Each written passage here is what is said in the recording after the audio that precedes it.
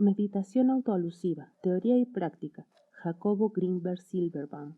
Acerca de mi propia actualización estos días, es verdaderamente creativa y destructiva. Juego con transformaciones milagrosas penetrando todas las circunstancias y en donde me encuentre no tengo nada más que buscar. Las circunstancias ya no son capaces de cambiarme. Si vienen estudiantes a buscarme, yo salgo para verlos. Ellos no me ven. Así, me visto con toda clase de vestiduras. Los estudiantes inmediatamente empiezan a especular acerca de ellas tomándolas como mis palabras. Todo esto es muy triste. Ciegos y rapados hombres sin ojos dependen de las vestiduras que uso, verdes, amarillas, rojas o blancas. Cuando me las quito y solo me pongo la vestidura de la pureza, los estudiantes ven un reflejo y se reúnen entre ellos con gozo. Y cuando me desvisto, ellos se desilusionan y con sorpresa corren asustados y se quejan de mi desnudez. Así que yo les digo: ¿conocen en verdad a mí, quien se viste con todas estas vestiduras? Y súbitamente ellos voltean sus caras y me reconocen. Rinzai Jigen.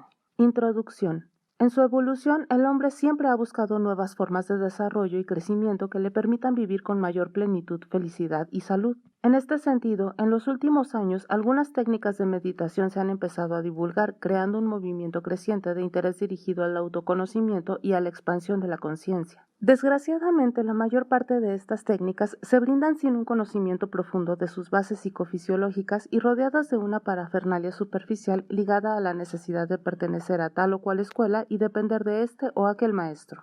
Lo más desagradable de este movimiento es que algunas escuelas parecen mezclar un interés económico y un sectarismo que desvirtúa el verdadero sentido del desarrollo de la conciencia, el cual, para ser eficaz, debe librarse de misterios, subterfugios e intereses mezquinos para, en cambio, centrarse en el logro de la unidad a través de la expansión de la conciencia. Originada con base en los estudios de chamanismo, la técnica de meditación que se presenta aquí ha sufrido años de investigación poniendo a prueba sus postulados básicos, sus correlativos psicofisiológicos y su bondad para estimular un desarrollo sano y natural de la fisiología cerebral y de la conciencia. Por ello, su práctica no representa riesgo alguno, no requiere la pertenencia a ninguna secta o linaje y su enseñanza es abierta y sin intereses económicos. En este libro, la meditación autoalusiva se explica primero en sus bases teóricas y después en los procedimientos prácticos para activarla.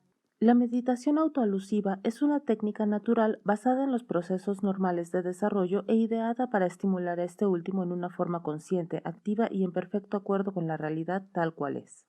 Al desarrollo de esta técnica han concurrido muchos esfuerzos, en particular los del Instituto Nacional para el Estudio de la Conciencia, INPEC. Fue precisamente en el Centro Regional del Estado de Puebla del INPEC que se realizaron varios seminarios explicativos de la meditación autoalusiva que dieron por resultado la motivación para escribir este libro. El CONACYT colaboró financiando la investigación sobre la psicología autóctona mexicana, en la cual sirvió de base para poder realizar esta obra. Es mi mayor deseo que este libro ayude a impulsar el autoconocimiento y la conciencia. Jacobo Greenberg, Tepetzintla, Puebla, primavera de 1987. Parte 1. Teoría. Niveles de algoritmización. Parecería que el cerebro humano posee un mecanismo de autocorrección e integración. Durante el desarrollo se integra información cada vez mayor en sistemas coherentes y unificados. El ser humano no soporta el malestar mental ni la confusión. Gusta, en cambio, del orden, la paz interior y de los estados de equilibrio. Puesto que existe un crecimiento y las condiciones informacionales y de complejidad ambiental se incrementan constantemente, los estados cerebrales de equilibrio, para seguir siendo eficaces, deben someterse a revisión periódica, a fin de integrar la información novedosa y precedente en nuevos y más expandidos estados homeostáticos. Un algoritmo es una fórmula, patrón o código que incorpora información en su estructura. Los estados homeostáticos mentales son estados algorítmicos. Estos estados de equilibrio se sustentan en el logro y activación de algoritmos cerebrales. Para que un cerebro active un patrón algorítmico, debe contar con la estructura anatómica y con los mecanismos de codificación adecuados a fin de unificar e integrar una gran cantidad de datos en un patrón que los incluya. A esta inclusión se le denomina autoalusiva cuando el patrón logra incorporar toda la información cerebral del presente. Existen muchos niveles de inclusión, de tal forma que podría pensarse en la existencia de una pirámide de la conciencia en la cual cada uno de sus estratos incorpora información de los niveles previos. El nivel de mayor inclusión piramidal, el que incorpora toda la información del sistema en un instante dado, es el nivel de autoalusión. La autoalusión permite contemplar la característica común de un sistema. A esta característica común se le ha dado en llamar de diferentes formas: la esencia del sistema, su espíritu o carácter básico. Mientras mayor información se encuentre concentrada e integrada en el nivel algorítmico autoalusivo, este es más estable. Tal estabilidad significa que el patrón algorítmico conserva su estructura independientemente de las modificaciones de la información de la cual se nutre. Existe un límite de estabilidad autoalusiva, esto es, cuando los elementos informacionales nutrientes de un algoritmo sobrepasan cierto umbral de variación, el algoritmo puede no ser capaz de mantener su estructura y cambia. Esta modificación rompe el equilibrio de la autoalusión. En esta obra se sostiene que existe un eje direccional del desarrollo que funciona como determinante atractivo del sistema, llevándolo hacia estados de mayor unificación.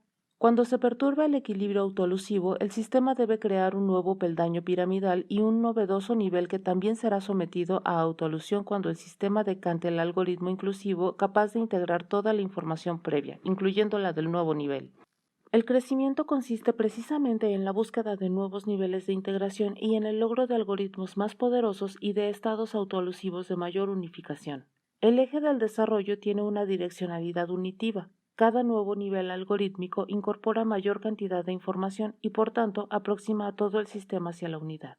Los sistemas vivos que han evolucionado lo han hecho guiados por este eje direccional de unificación. La aparición del átomo como conjunto integrado de partículas, de la molécula como conjunto integrado de átomos, de la célula, los tejidos y el organismo todo, es un ejemplo de lo anterior. La experimentación de la naturaleza para crear formas orgánicas de cada vez mayor complejidad y unificación se aceleró al aparecer los sistemas cerebrales, los que unifican la información y crean conjuntos algorítmicos con una velocidad millones de veces mayor que la necesaria para que estos conjuntos adquieran una sustentación orgánica fija. El software neuronal se adelanta al hardware corporal, aunque ambos transitan sobre la misma vía. No es posible lograr un estado de autoalusión satisfactorio a menos que el nivel novedoso de integración, el resultante del último desequilibrio autoalusivo, se haya completado. Es decir, no es posible encontrar el algoritmo de un sistema a menos que éste haya experimentado todas las contingencias de su nuevo estado. A esto se debe que no se puedan efectuar saltos en el crecimiento. Las drogas, por ejemplo, que en la época psicodélica activaron saltos del desarrollo algorítmico, fallaron porque sin ellas los sistemas cerebrales retornaban a niveles previos de desarrollo. El síndrome amotivacional en el drogadicto crónico surge como consecuencia de la incapacidad de sostener en la vida cotidiana los niveles de experiencia provocados por las drogas. Por otro lado, si existiera alguna técnica que estimulara el desarrollo naturalmente, impulsando la unificación, la creación algorítmica y la autoalusión, esta técnica podría satisfacer el legítimo anhelo humano de situarse en un proceso de crecimiento significativo y tendiente al logro del contacto con la realidad. Esta técnica existe y es la meditación autoalusiva. El acercamiento a la realidad. La unificación durante el desarrollo algorítmico tiene su modelo en por lo menos dos procesos cerebrales: la creación de patrones neuronales inclusivos y el desarrollo de campos neuronales de sinergia incrementada. Ambos procesos son complementarios, correlativos uno del otro y guiados por el mismo eje de desarrollo. La creación de patrones neuronales de alta inclusión sustenta el lenguaje, la conceptualización y la abstracción. La creación de campos neuronales de incrementada sinergia es el fundamento de la experiencia de unificación. Según la teoría sintérgica, el cerebro crea un campo de interacciones capaz de modificar la estructura de la matriz del espacio-tiempo. Esta alteración unifica la actividad cerebral con el resto de la creación en diferentes niveles, dependientes de la densidad informacional del campo neuronal, su coherencia y frecuencia, es decir, su sinergia. A mayor sinergia del campo, mayor unificación. A su vez, la sinergia del campo neuronal depende del poder algorítmico de los patrones neuronales de inclusión que el cerebro ha logrado activar. Existen diferentes niveles de la conciencia, cada uno de los cuales depende del nivel sintérgico del campo neuronal y del poder algorítmico del patrón neuronal de inclusión. En cada uno de estos niveles se activan experiencias reales, pero la realidad de la cual surgen es la de la unidad total. La experiencia de la unidad es la experiencia de la realidad. Esta realidad sustenta todos los niveles de la conciencia y fundamenta la existencia de cualquier experiencia. Se logra un acercamiento a la realidad a medida que se logra unificar mayor cantidad de información. Esto no quiere quiere decir que el proceso sea de tipo intelectual o teórico, más bien la unificación informacional para provocar un acercamiento a la realidad debe ser vivida auténticamente como una expansión de conciencia, en la cual la identificación con aspectos cada vez más globales se fortalezca y acentúe. Estamos acostumbrados a identificar nuestra identidad personal con niveles de las realidades que no son la realidad. Creemos ser un cuerpo o una mente, creemos ser una idea o una teoría, creemos ser nuestras emociones, creemos ser un país o una bandera. La identificación con nuestro cuerpo es la más profunda y generalizada identidad. Junto con ella, nos identificamos con nuestro dinero, propiedades y posesiones. Algunos creemos ser nuestro cerebro y pensamos que desapareceríamos si éste fuera destruido. En realidad, somos la realidad misma y no una de sus partes o porciones. Esta realidad es lo que da vida a nuestra conciencia. Independientemente de sus contenidos, esta realidad es, al mismo tiempo, la base de cualquiera de nuestras experiencias. Uno de los sistemas orientales que más se aproxima al estudio y activación práctica de la experiencia de la realidad es el Mahamudra. Esta técnica budista afirma que todos los contenidos de las realidades son reflejados por el espejo de la mente, el cual es totalmente puro. La técnica mahamúdrica consiste en experimentar ese espejo independientemente del contenido de sus reflejos. Esto implica no identificarse con el contenido de la experiencia, sino con su origen, y esto está más cerca de la realidad. En otras palabras, el meditador de la técnica Mahamudra aprende a focalizar su atención en el sustrato común de toda experiencia, en su origen mismo, independientemente de su cualidad y contenido.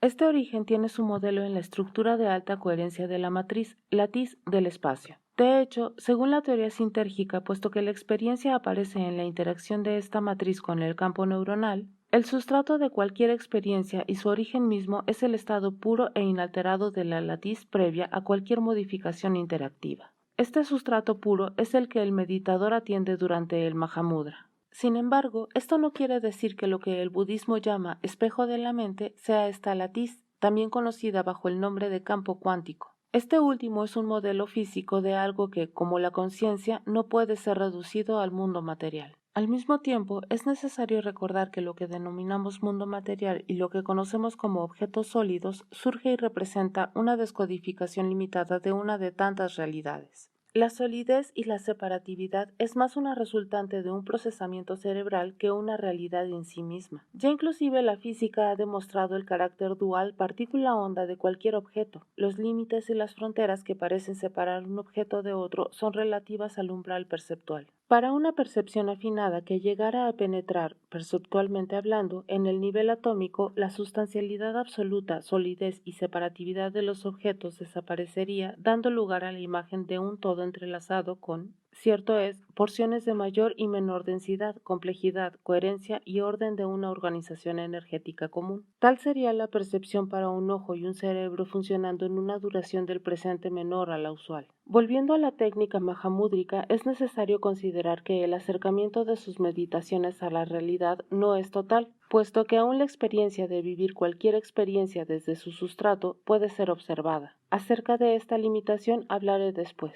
También en el budismo se reconoce la inexistencia de la sustancialidad objetal. En otras palabras, el budista afirma que ningún objeto, proceso, organismo o experiencia posee realidad absoluta. Más bien, todo es dependiente y entrelazado dentro de una red de relaciones. Por ella, la identificación de un ser humano con algo que no posee más que una realidad relativa lo condenaría a esa misma relatividad. Ahora bien, si no existiera nada capaz de trascender lo relativo, la condición humana y su conciencia estarían condenadas a vivir sometidas a las fluctuaciones azarosas de acontecimientos relativos en un mundo también relativo, falto de sentido, dirección y fuente. La meditación autoalusiva considera que aún ese mundo podría ser observado, por lo que el observador debe pertenecer a una realidad que trasciende lo relativo, es decir, que pertenece a la realidad. La experiencia autoalusiva. La experiencia autoalusiva, es decir, la observación de la totalidad de uno mismo en el momento presente, no es una vivencia pasiva, sobre todo cuando la autoalusión es del tipo sin límites. En otras palabras, cuando la resultante de la autoalusión se vuelve a someter a observación y así sucesivamente en un proceso constante y continuo. La autoalusión sin límites se puede continuar hasta que la capacidad algoritmizadora del sistema es sobrepasada. En ese momento, el sistema debe adquirir nueva información e integrarla hasta lograr decantar un novedoso algoritmo que puede ser sometido a autoalusión. La experiencia autoalusiva es una experiencia de unificación que recibe, por lo tanto, la misma energía vitalizadora que ha guiado el proceso evolutivo. Por ello, esta experiencia más que pasiva es extática y más que ecuánime es de gracia. Desde un punto de vista psicofisiológico, la experiencia autoalusiva se explica de la misma forma en la que se explica cualquier experiencia sensorial, es decir, como resultado de una interacción entre el campo neuronal y el campo cuántico. Pero, puesto que al autoaludir se incrementa la densidad informacional, la coherencia y la sinergia del campo neuronal, este es capaz de establecer una interacción congruente con un nivel de la latiz muy cercano al origen mismo del campo cuántico. Por ello, la experiencia resultante es la que el budismo llama nirvana, la que el sufismo llama faña y la que se podría expresar como conciencia pura o yo puro. Por otro lado, aunque la experiencia de la presencia yoica puede surgir en cualquier zona de la interacción de campos, existen preferentemente tres localizaciones principales para su aparición. Estas son en el interior del campo neuronal, en la zona misma o borde de la interacción de campos y en el campo cuántico. La activación intraneuronal es una localización corpórea. La activación en el borde de la interacción es una localización de la experiencia yoica en la experiencia misma, mientras que la activación cuántica es una localización extracorpórea. Puesto que ya he analizado con detalle algunos aspectos de estas tres localizaciones, aquí solamente mencionaré que la posición cuántica trae como consecuencia la activación del doble y una capacidad de modificar aspectos físicos de la realidad. Volviendo a la autoalusión sin límite, decía antes que ésta se puede continuar hasta el punto en el cual el sistema no puede hallar su propio algoritmo. Generalmente en ese momento la localización de la experiencia yoica varía de una posición extracorpórea a otra en el borde de la interacción y el sujeto deja de ser observador de su propia experiencia para identificarse con ella. Cuando esta identificación se realiza en zonas de alta sinergia, la experiencia resultante es de éxtasis y gozo espiritual. Cuando se logra algoritmizar y por lo tanto se autoalude el estado previo, el sistema completa un nuevo nivel de desarrollo e inicia de nuevo su proceso de desarrollo hacia una mayor unificación. Por ello, la meditación autoalusiva es una técnica altamente activa, viva y vital. La meditación autoalusiva incrementa la conciencia, fortalece la acción y no requiere de encierros, silencios o inclusive de aislamientos para progresar. Es un procedimiento totalmente natural que permite estar en el mundo aunque no ser del mundo. Es decir, para el meditador autoalusivo ya no existe identificación con el mundo, pero persiste su vivencia en él. No niega la existencia del mundo, lo trasciende, localizándose más cerca del observador y de la realidad que de cualquier realidad. La capacidad de autoalusión no admite límites o metas, sin embargo, para progresar requiere de fuerza de voluntad y poder personal, y este último, para existir, no admite distracciones inútiles o placeres efímeros. En este sentido, la meditación autoalusiva se parece al Zen, el cual desecha la idea de la existencia de una meta final considerándola como infantil e ilusoria. La realidad siempre está presente para quien sea capaz de percibirla. La preparación para percibirla puede conducir a la meta de establecer contacto con ella, pero esta meta no implica que la realidad exista en algún futuro que vendrá y que no existe ahora y aquí. La realidad siempre está presente. Es nuestra la posibilidad de estar en ella o de identificarnos con algún aspecto concreto de la misma. Esta última identificación, por ser temporal y finita, tiene como destino la muerte. En cambio, el observador y la realidad sobreviven. Una de las técnicas budistas más parecida a la meditación autoalusiva, el vipassana, enseña a sus practicantes el arte de observar, llevando a los más talentosos aún a la posibilidad de observar el proceso de su propia muerte corporal, presumiblemente sobreviviéndola. La autoalusión no es una observación analítica ni debe confundirse con lo que podría denominarse observación superyoica, en la que la porción cultural internalizada de la personalidad juzga el comportamiento propio, los propios juicios y pensamientos desde una plataforma de análisis crítico. La autoalusión es directa y no requiere de intermediarios mentales o culturales. Más aún, estos intermediarios son parte de los contenidos de observación que últimamente serán autoaludidos cuando se integren en un algoritmo inclusor. Por lo anterior, el observador no es el superyo freudiano, ni tampoco es una zona o nivel de la mente como equivocadamente sostiene el budismo. El observador es el guía del proceso y, al igual que la realidad, siempre se halla presente atestiguando los contenidos de la mente. La mente compartida. La mente es compartida y no privada. Los pensamientos y el estado de conciencia de un sujeto se comunican directamente a otros sujetos. La mente, en realidad, forma parte de la misma interacción de campos de la cual surge la experiencia sensorial. Por ello, el contenido de la mente está inscrito en la misma latiz del campo cuántico, de la cual forman parte todos los campos neuronales. Cuando se autoalude, indefectiblemente se observan contenidos que pertenecen a otras mentes con las cuales se mantienen relaciones. En cierto nivel de autoalusión, el ego personal se diluye y lo único que persiste es el acto de observación trascendida de la personalidad condicionada. No es una desaparición de la individualidad, sino más bien su expansión. En etapas de autoalusión más avanzadas, la cercanía con la unidad se empieza a hacer patente. El acto de observación incorpora el mismo hipercampo nutrido por los campos neuronales de cada vez una mayor cantidad de seres. En realidad, la mente compartida es la misma mente de la cual surge el individuo. Su sustancia básica, el campo cuántico, no admite propietarios y así todo camino cuya dirección acerca a la unidad debe enfrentarse con la existencia de ella. En esta instancia existen por lo menos dos posibilidades de elección.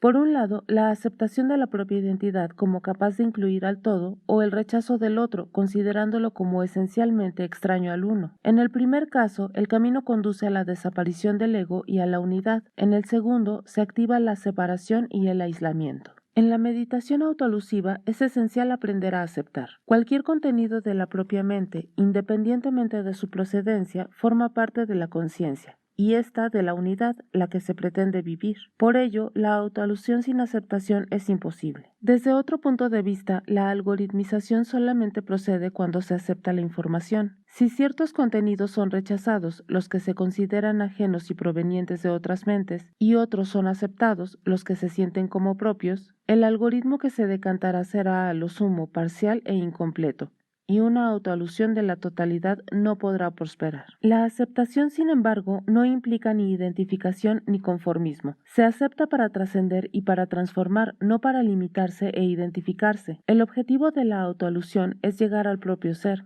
aquel que lo incluye todo, pero no se identifica con nada, aquel que lo puede observar todo, pero que no puede ser abarcado por ningún esquema mental, analítico o intelectual. En alguna ocasión, Sri Aurobindo decía que la realidad era como un cielo limpio y libre de obstáculos, a través del cual pasan los pensamientos como si fueran pájaros. Estos viajan de uno a otro extremo del cielo sin dejar huella, sin alterar el equilibrio del espacio vacío, sin ensuciar la atmósfera. La autoalusión requiere de aceptación para permitir que los contenidos fluyan sin bloqueos, sin crear tensiones, para que la identificación con alguno de ellos no prospere, para mantener libre de suciedad la realidad del cielo. La autoalusión es solamente una técnica que permite un acercamiento a la realidad, nunca es el fin en sí misma. El objetivo de la meditación autoalusiva es la realidad, pero esta no puede describirse ni explicarse. Cuando se aceptan los contenidos de cualquier experiencia, manteniendo la actitud de observación y se autoalude sin límites, se establece contacto con la realidad.